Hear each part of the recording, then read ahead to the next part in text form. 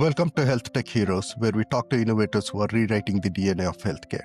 Today, we are joined by Bruce Roffe, President and CEO of H.H.C. Group. Bruce brings over 3 decades of leadership at the intersection of clinical pharmacy and healthcare cost management. His journey is fascinating, starting with clinical foundation, including a residency at Johns Hopkins Hospital and working in the high-pressure environment of Detroit Receiving Hospital's Trauma Center. He successfully bridged the gap between clinical care and business operations, managing regions for national home infusion companies before founding H.H.C. Group in 1995. Bruce is an expert in complex world of medical claims, helping payers and providers navigate the financial challenges of healthcare without sacrificing quality. He is here to share his insights on cost containment and rising challenges of specialty pharmacy and future of medical industry. Bruce, thank you for being here. Oh, it's a pleasure being with you, Foster. Thank you. Bruce, you started your career with strong clinical foundation, completing a residency at Johns Hopkins and working at Detroit Receiving, a major inner-city trauma center. Can you take us back to those early days on the hospital floor? Was there a specific patient experience or moment that made you realize you wanted to impact healthcare on a systemic business level rather than just clinical? Well, at the time I was at Johns Hopkins, and it led into my work in Detroit. I was a student at Johns Hopkins and also worked as a pharmacist. So in those days, we began to have interest in cost containment. And because prior to that, a patient would get care. The provider, meaning the hospital, would send out payments to the insurance company and it would be over. But over time, what's happened is providers charged more and so on. So as a student, a lot of the work, and as a pharmacist working at Hopkins, a lot of the work that I did at the time was all related to cost containment. And we were doing drug utilization review testing in the adult hospital within that hospital. So that's what sort of led me to learn about and get involved with cost containment and so on. Also, pharmacists get significantly involved with insurances, obviously due to reimbursement. So all of those things and the costs of care have always been a concern. So those were all the things that were the impetus for me getting involved with and eventually starting H.H.C. Group. And in your previous conversation, you did mention that you were really interested in math and science, and you had the option of getting into chemistry or pharmacy. You chose pharmacy to impact patient lives, looks like, but on the floor, you were primarily dealing with insurance and reimbursement rather than directly actually doing the scientific work. Yeah, but we also were involved clinically. Even in those days, pharmacists were involved clinically and worked on the floors. The goal was to get the pharmacies closer to where the care was provided. Ultimately, pharmacists are responsible for delivering medicines and care to patients. So I had both areas that I was involved in both areas, both the clinical side as well as the reimbursement and the financial side. And that actually brings us to the transitioning from pharmacist and assistant director at a major medical center to founding your own company, which is a huge leap. There is so much risk involved when you're specially established as a director in a good hospital. What made you make this leap of faith, per se, and get into this field? Was there a particular incident that you can think of that made you launch H.C. and in 1995, recognizing that big gap? I've always been involved with, throughout my career, both clinically and both financial side of things. And the financial side is always one that's been a challenge. I really focused my career on the financial side of things, even though clinically I'm fairly astute. So, and in terms of maintaining my licenses, pharmacists are required to do continuing education and so on. So it's not like I can get far away from the clinical side of things because of the volume of the number of hours that is required in order to get your license renewed. So all of those things, all of those factors contributed to my focus on, and then ultimately for the last 30 years, predominantly I've been focusing on the financial side, but also a lot of the things that we do here at H.H.C. are clinically involved types of issues as well. And you have mentioned being motivated by a commitment to both quality care and cost containment. Early in your journey, did you find it emotionally difficult to balance the financial realities of healthcare with the clinical needs of patients. How did you reconcile that? As it relates to these two matters, both clinically and the financial side, there are certain protocols that physicians have to follow in terms of treatment. And if they follow those treatments, then the patient is responsive to those treatments. They normally work in a stepwise approach, meaning the least drug that has the least side effects are the ones that are tried first, and then so on. And then it builds on top of that, where you might get to drugs that are a little bit stronger and then that have a little bit more side effects. On the other hand, that approach also lends itself to cost containment as well, because if you start with the medications that have less side effects and might be able to treat the condition, they usually cost less. And especially if they've been around for a while, meaning where they've been out in the marketplace for a while. So these two things really go hand in hand. But ultimately, the goal is to really treat the patient and help the patient be treated, and in some instances be cured, or some instances their problem or their issue has been resolved. And that's the ultimate goal. 100%. And it seems like Bruce, and you're in healthcare, and it's not surprising that you really genuinely care about the patients. At what point of your younger life, say as a student, as a high school or a middle school student, as a college student, you knew that you are going to get into healthcare? It looks like Yeah, this is your passion. I've always been interested in science and math, and always have been a good student in that regard. So that really is what focused me in that area. And when I was deciding on where to go to school, what professional school I was going to go on to, I looked at possibly going on in chemistry or going on in pharmacy. I decided to go the pharmacy route because I felt it was an opportunity to really help patients and clinically work with them so that they get better. And anybody that goes into healthcare, at least as a student, as a young person, they're going into healthcare normally because they want to help people. And that was ultimately my goal. And today, with H.H.C. Group, I believe we really do that. We really help everybody. We help the provider, we help the patient, and we help the payer in all areas. So you're actually addressing the stakeholders so that everybody at the end is happy with the outcome. So for those listeners who might not understand the back end of healthcare finance, can you explain the core mission of H.H.C. Group today, and how are you currently helping self-insured entities and payers navigate this complex web of medical claims? We have three silos of business that we do here. On the cost containment side, we work with in and out of network claims. And when those claims come in, we're able to look at those claims, look at what providers charge and what we would consider to be a reasonable reimbursement rate. We're licensed health insurance adjusters in 3 states, New York, North Carolina, and Florida. And as such, and in those roles, we're in a position to be able to make judgments as to what is reasonable. In terms of that work as well, we're able to, when we call a provider like a hospital or a doctor, we're able to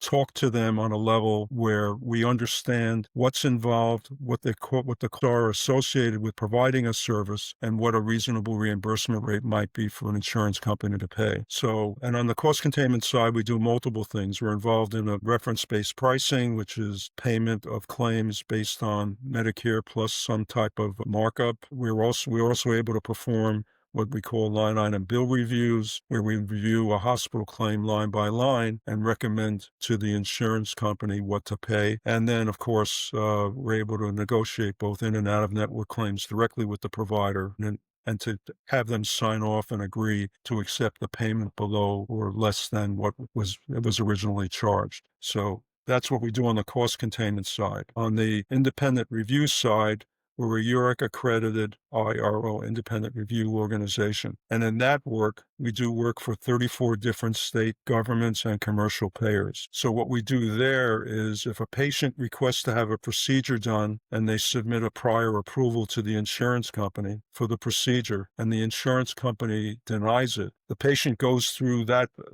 appeal process within the insurance company, but assuming that the denial holds up within the insurance company, the only other option the patient has is to go external to the state or to the federal government and file an appeal. Both the patient and the providers, the patient and the payers submit information to us, and our job is to review the procedure that needs to be done and make a determination as to whether it's medically necessary or experimental. And whatever in that role as an IRO, whatever we say goes. We're the final stop. So about 45% of the time we agree with the provider, about 45% of the time we agree with the payer, and about 10% of the time it's something in between. And then we do we provide a very detailed report to all parties and so on. And then those decisions are made. And like I said, we're the final stop in that process. And then finally, the third silo of business that we offer here, or we participate in, is where we're an independent dispute resolution entity for the state of New York. And in that work, what we're doing is we're looking at what a provider charged for a service and what the insurance company has been paid. And what we do is we make a determination as to, on line one, did the insurance company pay enough? And on line two, did they not pay enough? And do they have to pay more? So it's a very objective review. It also involves clinical involvement with a physician of like or similar background to the physician who's performed the procedure or the service, providing the service. And again, in that instance, whatever we say goes. So everything we do here is focused on either cost control or clinical or a clinical involvement. So this is like both the areas are complex. Clinical itself is complex, and the cost containment is complex, the finances of it. Now you Yes, are exactly. where it is like both of them are together, and that needs an extraordinary level of expertise. We'll come to the technology part a little later, but before we come into the technology part, how you're leveraging technology, I would love to ask if one thing first is you did mention in our previous conversation that you deal with 34 states for the second pillar. Why just 34 states? Why not the 50 states? Because some states use the federal program, Okay. and that's the predominant reason. Some states go to the federal program, and the federal program is set up very differently than the way the states have set it up. And some of the work also is RFP driven, request for proposal driven. We're not the cheapest company that's out there, but we're not the most expensive one. Okay. And sometimes all people want to pay is you pay for what you get when it comes to All right. healthcare. Oh, for sure. And with 30 years of experience, I'm sure we are getting really good decisions here and fair decisions. You have been leading H.H.C. Group for over 30 years. Looking back, is there a particular win, perhaps a complex negotiation, massive savings for the client, or a difficult claim resolved that you're most proud of? It's where it protected the system while ensuring fair payment, something that you talk about dinner table with your extended family, perhaps this Thanksgiving. Fortunately, a lot of the work that we do is confidential, so I can't really talk about particular patients. But in this regard, we see claims that can range anywhere from $1,000 all the way up to millions. And we recently had a case that was 1.3 million, 1.2 million, in that ballpark. The payer participated in a PPO, that preferred provider organization, that brought the claim down and discounted it down to $835,000. We were able to get the claim reduced to a little over $300,000. That was a particularly difficult case to do. It took us several weeks negotiating back and forth with the provider. But ultimately, everybody wins, because when a provider agrees to accept payment at a lower amount, they're agreeing to not balance bill the difference to the patient, which is really important. So the patient doesn't get balance billed. The provider will get their money a lot quicker if they reach a settlement with us than if they don't. Thirdly, the payer or the insurance company pays less. So everybody wins in this scenario. Otherwise, they would have had to pay, in that example I gave you, if they didn't involve us, they would have had to pay well over $800,000 to settle the claim and close the claim out. But we were able to save them a significant amount of money. So that's a particular example that kind of sticks in my mind. And the second part of that the question is, why would the provider bill $1.2 million? That seems excessive, where they're actually at the end ready to accept $300,000, and I'm going to guess still makes some margin of profit doing that. What was the reason? There is something with the system that's making them do that. They charge what they can well, they charge what they do because they can. Ultimately, some people would probably just pay that. But ultimately, what they charge is usually exorbitant. And what Mhm. they've done, what most providers, especially what a lot of hospitals have done, is they've cost shifted from the federal programs to the commercial side. So a lot of their profit is, and even if they're not for a not-for-profit hospital, they still have to make money to be in business, stay in business. So the federal programs, and it's pretty common knowledge, they pay what the cost is plus some kind of a markup. But the markups aren't that great, so they have to be able to, in order to be hospitals to be competitive, they have to be able to to be able to recruit the best physicians and so on. They have to be in a position where they're making money and they have Yeah. money that they can entice people to come to work there and so on. So it's a very complex system. I'm not saying that that's right, but there's this cost shift that exists between the federal programs and commercial payers. And that's also predominantly because Medicare and Medicaid define what they're going to pay. And there's no room for negotiation. If a hospital wants to accept Medicare patients or Medicaid patients, they either do or they don't. And most not-for-profit hospitals do. Plus, they're also obligated to provide free care. Can you explain free care a little bit for me, Bruce? We did have this discussion previously. Free care is where anybody that shows up in their emergency room, they would be obligated to treat, and it's part of the requirement that they won't turn anybody away. Now, that's for the not-for-profit hospitals, but that isn't always the case at the for-profit hospitals. But the free care is where a patient would present to an emergency room. They don't have any insurance. Hospitals have social workers that work at these hospitals, and their goal would be for a patient who's doesn't have any medical coverage is to try to get them onto Medicaid. So they might get paid something for those services. It'll be unlikely, or if they are paid, it'll be a while before the patient might get approved. So basically, there is a big might factor, and they don't, and essentially it is pretty much a free care at the emergency Correct. Yeah, correct. center. So how do you manage the friction often exists between providers wanting maximum reimbursement and payers needing sustainable cost? How does H.H.C. Group use technology or data to bridge the divide effectively? I'm sure it was a lot of grunt work 30 years ago compared to now, but as we are proceeding into an era of technology, how are we leveraging? How is it becoming more and more efficient? Any insights on that, Bruce? We're as much a computer company today as we are a service company. And to be very direct, we couldn't do what we do today if we didn't have the technology that we have in place. We have a database here that we've created over the years, self-developed, and I have 3 engineers on my staff, and that's all they do. And we service all kinds of healthcare related types of items. So for example, like we work in the workers' comp space, we work in the auto health space, and we work in the commercial health insurance space. So without the technology, we couldn't do what we do here today. It would be very, very difficult. And there was a time when we did it all manually. And we just can't do that anymore. And when you said like there was a time we did all this manually, until which year, since 1995 till like say which year were we doing So this manually? started computerizing around calendar 2000. In 2000, it was very quick. Like within 5 years, it was that We was the really time when needed to, yeah. needed to. So you have been on forefront of technology development from the get-go. Today we're working with AI, and we're doing what we can to oversee that process and so on. And we're doing that as we speak today. Our engineers are focusing on using AI to help us with certain processes that we have internally. And I believe it'll be fairly successful for us. So our certified coders, for example, right now they're doing all the actual recoding of the claims and so on and making the determinations. But at some point we should be able to, they'll go from being coders to being reviewers. And that really is my ultimate hope.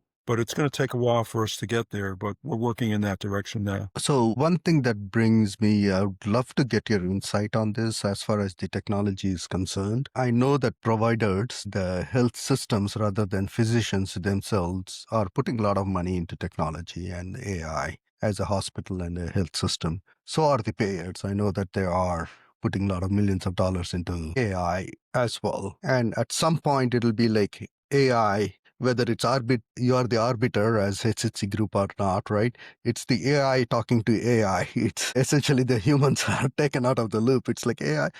I see there is an issue in this claim. Hey, I see we need to get paid. And it is like AI going back and forth like at million pings a time. And eventually you come up with a resolution perhaps before the server burns out, right? Where do patients and actually the physicians who are making this are pharmacists and nurses who are actually on the floor and the patients who are directly impacted, where do they stand in this development of technology? Do you think they have a stake here somewhere? From the payer's perspective, first of all, they're already using AI. They Yeah. use a process called auto adjudication, and that's where the claim comes in.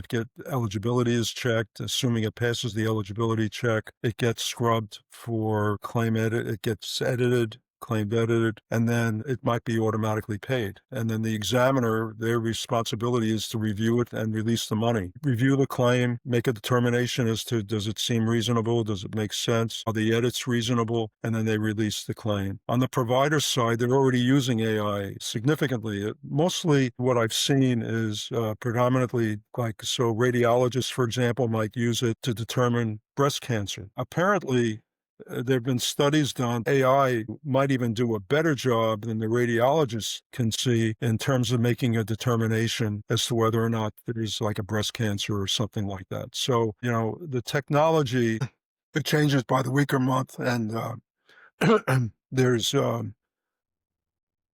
it's an evolving science at this point. I would say the technology is going to be a strong part of what happens in the future, and there'll be some.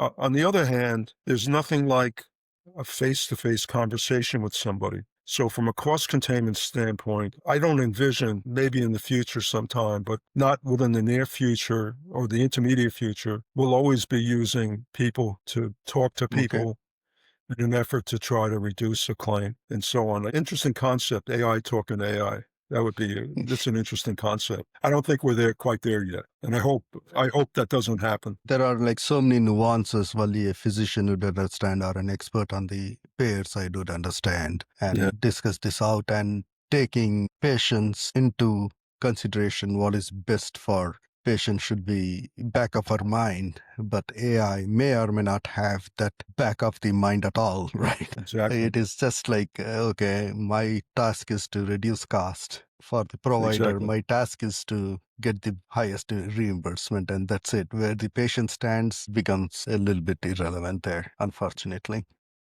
The only thing that will change in that regard is the whole system has to change from going for a from a fee for service system to something completely different in order for that to happen.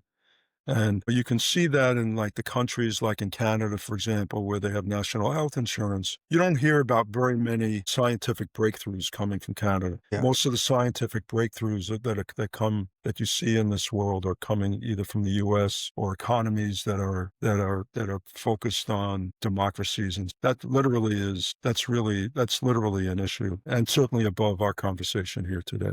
Going back into the point you made, like what exactly do you see with the fee for service, the major issue? If you can double click on that, and what will happen if we change that? Can you just double click on that? I'm really curious about that. Fee for service is the way it's been for 30, 40 years. In other words, you go to see a doctor, he wants to perform a procedure, and he gets paid for doing that procedure. Medicine has changed dramatically in the last several years. And there are all kinds of factors that are influencing what's going on. So, for example, you have the venture people going in and buying up medical practices and with an effort to charge the most they can and make the most they can. You have hospitals buying physician practices and making physicians employees and not entrepreneurs, meaning where they're running their own business. And so there are significant changes going on in medicine, and where this all will come out is really, in my mind, it's anybody's guess. Okay. But ultimately, as long as there's money to be made and significant dollars to be made, I don't see fees. I don't see physician fees going down. In fact, the costs this year, the inflation costs for healthcare is beyond whatever the inflation costs are in the general population. I think it's around 5 or 100%. 6% this year. And technology, to an extent, you think is not going to address this particular issue right away. Eventually, it might. It is going to keep increasing. It is going to get more expensive. It is going to have just as many disputes as we used to have a few years ago. I mean, I think technology works in both ways. It makes Okay. people more efficient at what they do. On the other hand, it not only makes them more efficient, but it can make them more profitable Okay. because you need less people to do the same amount of work. Oh, so there are more dollars involved here, more perverse incentive to go for more money. Exactly, Oh exactly. man. With your background in pharmacy, you have a unique way on explosion of high cost gene therapies and specialty drugs. When you look at the next decade, are you optimistic that we can sustain this cost, or do you see major disruption coming for the insurance model? It is a little bit double click on the previous conversation we had. Do you think there is going to be a disruption? I think it's going in all directions here. Okay. I- the costs associated with genetically engineered drugs and experimental types treatments that continues to innovate. You have drugs like the GLP-1s, which are used not only in diabetes, adult onset diabetes, but it's also being used for weight reduction, and they actually work. They will make patients healthier. Patients will lose weight, and the costs are starting to come down on those meds. But still, that's a big burden currently on payers, and payers only have certain amount of money, whether they're the traditional payers, the large multinational payers, or they're self-insured clients under ERISA or groups under ERISA. So there's only X number of dollars there, and people just have to be wise on how medications are being used and how these procedures are being used. And as long as they use the appropriate protocols, as I mentioned earlier, and they start with the least invasive drug or the least drug that would cause the least number of side effects and build on top of that if that doesn't work. As long as they go in that direction, they're not going to make the wrong decisions in terms of the care for the patient. Just one question on that. Won't it be better for the insurance companies to pay for GLP-1s a little bit more easily so that the patients do not have the comorbidities that come along with having excessive weight? And isn't that a financial incentive for insurance companies to reimburse more for GLP-1? How do the insurance companies think about this, actually treating a chronic condition like that or close to treating a chronic condition like that? And why not reimburse more for these types of treatment than not reimburse? There's sort of this conundrum here. The GLP-1 drugs they're pretty innovative and do lots of good. Patients lose weight. It has cardiovascular effects, meaning it's got benefits for the cardiovascular system. It can help with diabetes control and so on. I mean, it's really a significant breakthrough in terms of drugs, and it really does a lot of good. On the other hand, it costs a lot of money right now. You can actually go on a GLP-1 for about $500 a month. They're being advertised all over TV and so on. So you can go on to it for about $500 a month, but prior to maybe a couple of months ago, it would cost $1,200, $1,300, $1,400 to be able to take that. So the cost of these medicines are coming down. And if you recall, the administration just recently cut a deal with companies like Eli Lilly. I think there were 2 or 3 companies where they cut a deal to decrease the costs of their GLP-1 meds. These drugs are coming down in price, and at some point they'll be a lot more affordable. I agree from a clinical side, they're very advantageous for a patient, and patients are likely to live longer and be healthier because of it. And blood pressure comes down, blood sugars come down. They might even at some point be able to, if they lose enough weight, might even be able to go off of it. Yeah. Meds that they take for diabetes or for adult onset diabetes. It's an interesting topic and one that I believe deserves a lot of scrutiny. And some insurance companies do pay. Okay. So not all, but some do.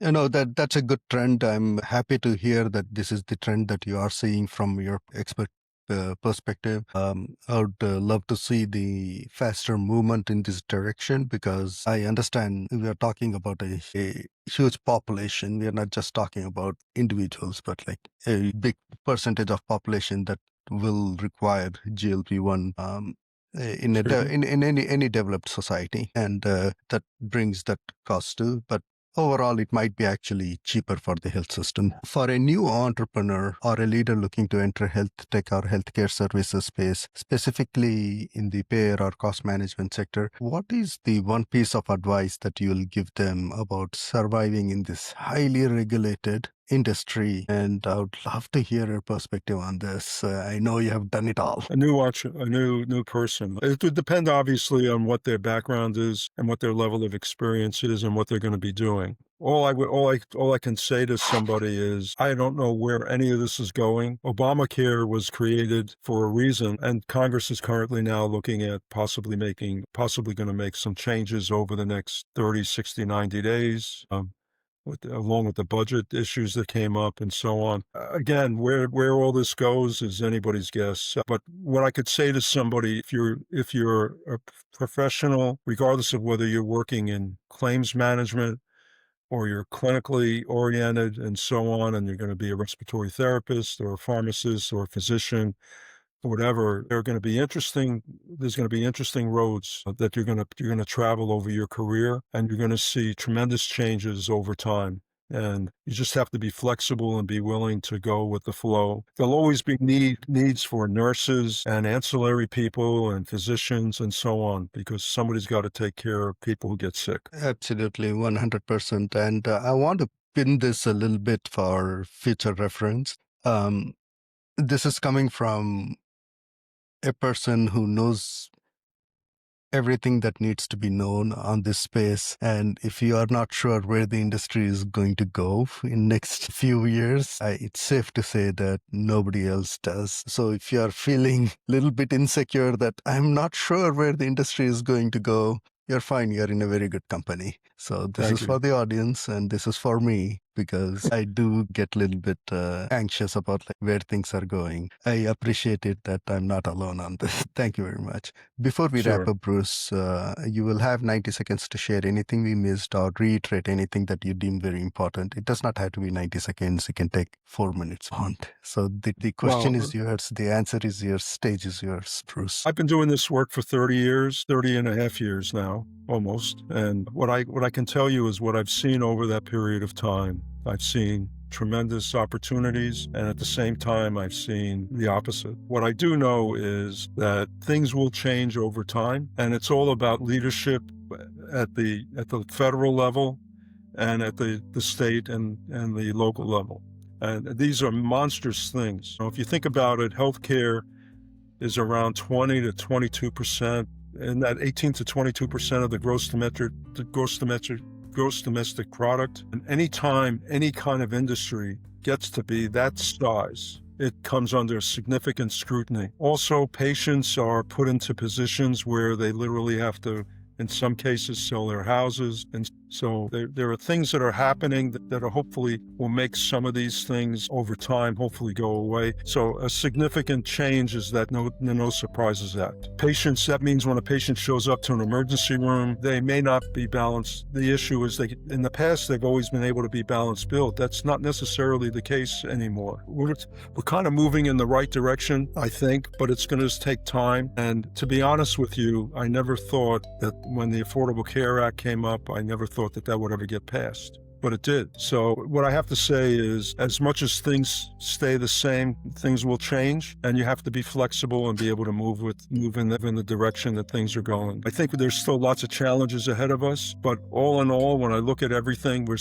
people still come here to the United States to get medical care. They're not going elsewhere, they're coming here. So this still is the best place in the world to get any kind of medical care. As much as you hear sometimes the opposite, this is still the place that people come. So I'm optimistic in that regard that there'll always be innovation and growth. And I think the next 30 years will have a bunch of challenges. On the other hand, I think there'll be opportunities as well. And the opportunities are the ones that people will be able to take advantage of. It looks like you do appreciate there are certain things that ACA has done for the patient population.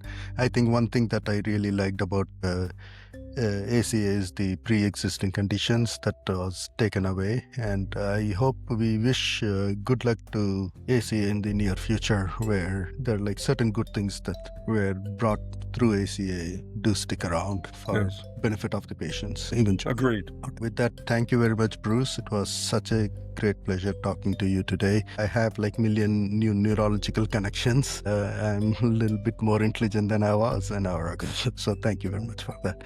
Well, thank you. Thanks for having me, and it was a pleasure talking to you today.